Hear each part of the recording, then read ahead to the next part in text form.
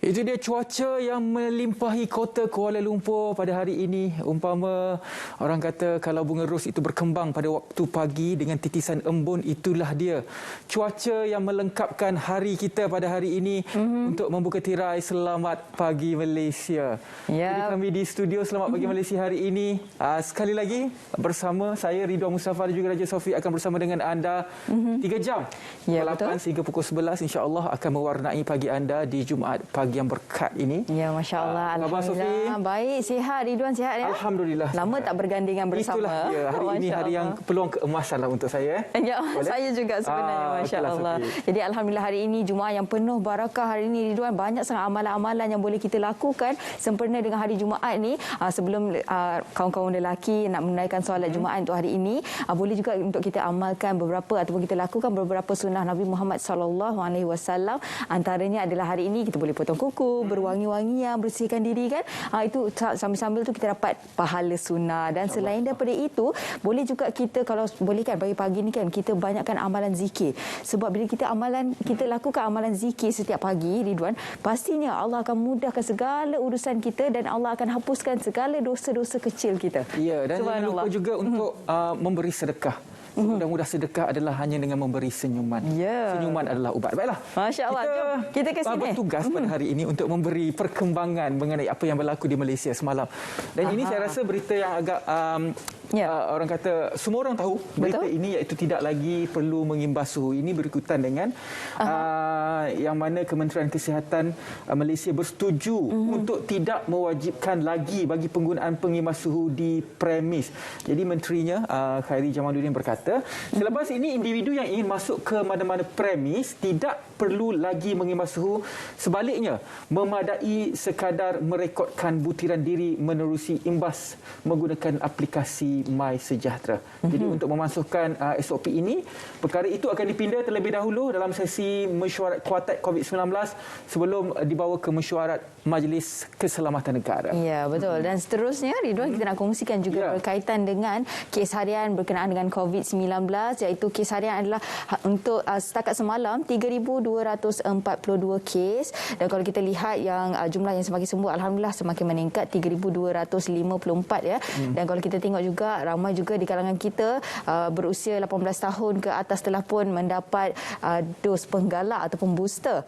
Jadi ini merupakan satu populasi yang meningkatlah dan dari semasa ke semasa kita lihat semakin ramai yang telah pun membanjiri PPV untuk mendapatkan dos penggalak, tapi untuk setakat ini hanya warga emas sahaja dibenarkan untuk ke PPV secara walk-in untuk mendapatkan dos penggalak. Bermula hari Rabu lepas, warga emas boleh walk-in ke mana-mana PPV untuk mendapatkan dos penggalak dan juga untuk kanak-kanak. Ini adalah janji temu vaksin kanak-kanak bermula hujung bulan ini. Jadi sistem tempahan janji temu pemberian vaksinasi kanak-kanak berusia 5 hingga bawah 12 tahun melalui aplikasi MySejahtera akan dibuka hujung bulan ini. Jadi sekali lagi Menteri Kesihatan berkata perkara ini sebagai permulaan ibu bapa boleh mendaftarkan anak-anak mereka sebagai tanggungan dalam aplikasi berkenaan. Susulan itu katanya tempahan janji temu vaksinasi bagi golongan berkenaan akan dibuka secara berperingkat bermula hujung bulan ini untuk mereka yang tinggal di Lembah Kelang. Bermakna pada fasa pertama kita mulakan dengan golongan dewasa, fasa kedua kita mulakan dengan golongan remaja. Dan sekarang kita akan beralih kepada fasa golongan seterusnya iaitu kanak-kanak sehingga berumur 12 tahun. Jadi insya-Allah tidak lama lagi kita akan mencapai 100% populasi yang mendapat vaksin COVID-19 kalau tidak aral. Ya, betul. Dan saya kira ini merupakan satu pendekatan yang baiklah Ridwan sebab kalau kita lihat apabila pembukaan sekolah baru-baru ini, maka banyak juga kes ataupun kluster-kluster baru yang melibatkan kanak-kanak sekolah ataupun mereka pelajar berasrama. Jadi ini merupakan satu kebimbangan buat kita semua. Yang paling penting adalah kita nak melindungi nyawa anak-anak kita ini. Ini adalah satu tindakan yang baik buat kita semua. InsyaAllah satu peluang juga untuk sama-sama kita melindungi anak-anak kecil kita, insyaAllah. Okey, dan seterusnya saya kongsikan iaitu MySejahtera lebih 1,000 pelanggan klinik yang palsukan vaksinasi disekat. Dan antara perkongsiannya adalah Kuala Terengganu, aplikasi MySejahtera membabitkan lebih 1,000 orang yang pernah mendapatkan perkhidmatan doktor swasta yang terbabit dalam penjualan sijil vaksinasi COVID-19 dipercayai palsu di Marang sudah disekat. Dan selain daripada itu, beliau juga berkata siasatan mendapati kira-kira 1,900 orang mendapatkan perkhidmatan dengan klinik berkenaan dengan 1,223 permohonan sudah dihantar ke vendor untuk dikemaskini status sebagai penerima vaksin dalam aplikasi MySejahtera. Sebenarnya tindakan ini Ridwan, saya memang sama sekali tak setujulah. Ya, betul. Di mana sebenarnya kita bukan saja menipu pihak-pihak berkenaan, tetapi kita menipu diri kita sendiri, betul, Ridwan, kan? Sebagai umat Islam, sebagai orang Melayu ataupun orang Malaysia, kita tahu tentang bagaimana sebenarnya kita seharusnya jujur dengan diri kita, begitu juga kita jujur dengan Allah SWT dan juga jujur dengan masyarakat. Kalau kita menipu, maksudnya tindakan itu adalah menipu diri sendiri. Ya, betul. Ini kan? Isu integriti pada mereka mungkin menipu pada diri sendiri itu kecil. Tetapi apabila digabungkan, kalau ikut laporan ini 1,900 orang, berapa ramai lagi yang telah pun menipu sijil vaksinasi. Betul. Kalau anda menipu dan COVID-19 terjangkit di kalangan anda, ia mampu untuk meruntuhkan sistem kesihatan Malaysia. Begitu juga dalam isu integriti, contohnya rasuah.